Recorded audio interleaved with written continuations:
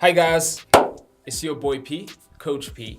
We out here at Learning Leaders New Nations, specifically for WSDC. Yes, that rhymes. Fantastic. So you know how we do it. We keep it easy, we keep it simple, but importantly, we keep it interactive, we keep it persuasive. That's all you actually want to do to learn debating and master it. So then, straight down we go to lesson 2, and today we're going to be speaking about argumentation. This is important because it is the fundamental part where the beginning, it's the actual meat of the debate. It's all of those things that are going to be compared and rebuttal. It's those things that judges are going to compare to decide who wins the debate or not. So then, what we need to understand about what argumentation is that argumentation is a process of arranging reasons so that we have ideas that are persuasive, right? The common structures we use for argumentation is deductive reasoning. This is often most preferred because it gives reasons that are more comparative for adjudicators to decide which one is more persuasive. So yeah, deductive reasoning most commonly, right, starts off with an initial foundational idea. This foundational idea is often referred to as a premise. And as you progress then with those ideas, there's two different quick structures we can use for the development of an argument, right? There's a simple format where you just use premise, link, and then conclusion. That's P.L.C. And then we also refer to a combination of premises to reach a specific conclusion. So that could be premise 1, premise 2, and therefore a conclusion.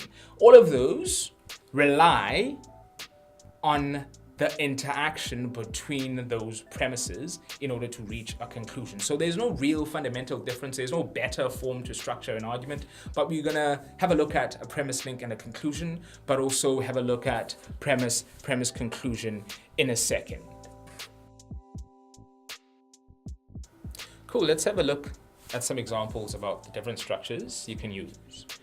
If you're speaking, for instance, in a motion about banning religion in schools, one of the ways you could structure your argument through using premise, link, and conclusion is to simply say the role of education is to enable children to learn about the world in the broadest way possible.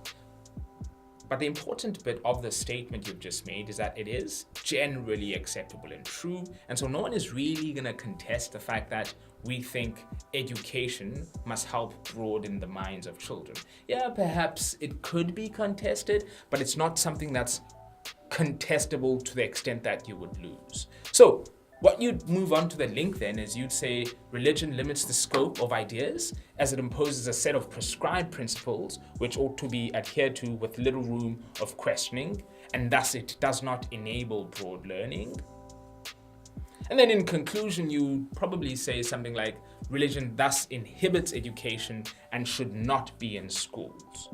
But what you must notice here about this conclusion is that it is true because of the premise and the link that come before that. Because if we accept, for instance, that education must give children broad sets of knowledge, and if we accept the link, which is a follow-up from that, which says that religion prescribes principles that limit this, then we also have to accept that because education doesn't provide the broadness we need, it means we should take it away from schools. And essentially then, what you would then do if you wanted to interchangeably use the term link is the other structure is to have a premise, a follow-up premise, and a conclusion.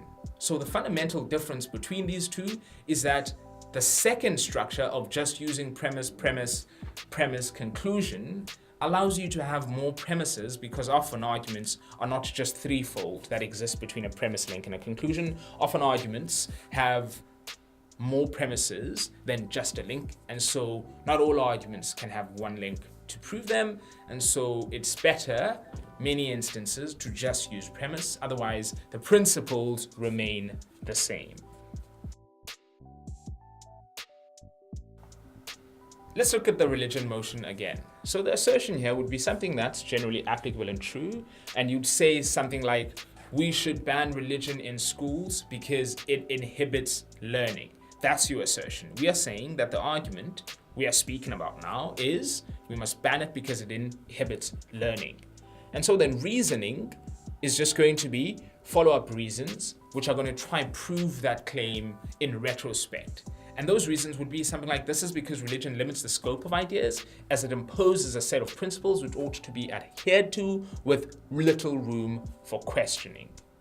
And what you'd also probably add there as part of that reasoning is to say something like, critique is essential in learning as it forces various perspectives to be engaged with and shared, and therefore through those engagements enables children to learn through different material that stimulate their minds and get them going about which one is the one that's most true. And in doing so then, we would understand that these are the specific reasons, right? And that given that religion allows for little critique, it inhibits learning and therefore should be banned from schools. And that would be the reasoning you'd probably provide. What else? The next would be examples, right? Or evidence, depending on what you want to do. You'd say something like, studies show that children, and this is an example, by the way, it's not necessarily true, it's a hypothetical example. You'd say studies show that children from religious schools perform worse in critical thinking activities like persuasive speaking and debate. Once again, this is just a bit of evidence. It's not something that's factually true. But also then the impact is how your argument is important. In other words, why this argument is going to help you win the debate. So you'd say something like, the impact is that religious schools disempower thousands of school children on a daily basis as they have to live in a real world which does not have a single and dominant religion that has very little room for critique. And so what you're trying to essentially do is you're trying to say, look, this affects so many people. We're getting so many instances where people are worse off as a direct consequence, so we shouldn't have it. Just some important things to note, guys, right? Is that the strength of any argument, and this is how you strengthen them, is starting from a premise that is not contentions. And we mentioned this earlier, right?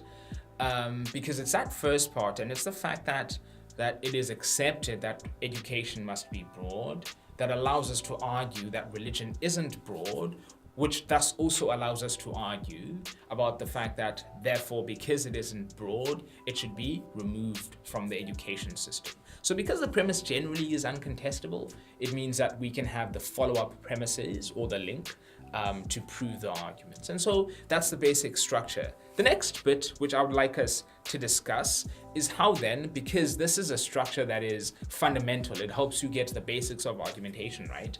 I would say that in order to improve an argument, you guys must read a lot more good arguments. And there are specific content guides that I've drafted that just have a list of good arguments that through just by reading and practicing, you're going to develop the mental patterns and connections intellectually in your mind that show you the process of delivering or generating an argument well.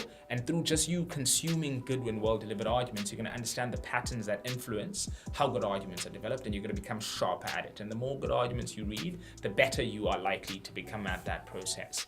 Similarly then, what you'd want to do when you do that is you want to break those arguments down, right? As I said, you want to find the premise, you want to find the link, and you want to find what is it about these premises and these links or these premises that allow the conclusion to be true. And in doing so, you just become sharper. Just a quick imagine, reading 10 new arguments a day, right, means that on average, you can have gone through 300 arguments a month. And in addition to that, in a whole year, you could have gotten so much value from it, because anything between or close to 2,000 arguments you would have read, you're just going to become fresher and sharper. But you don't need the guide that we've been sort of like drafting, and I've been drafting quite a bit of.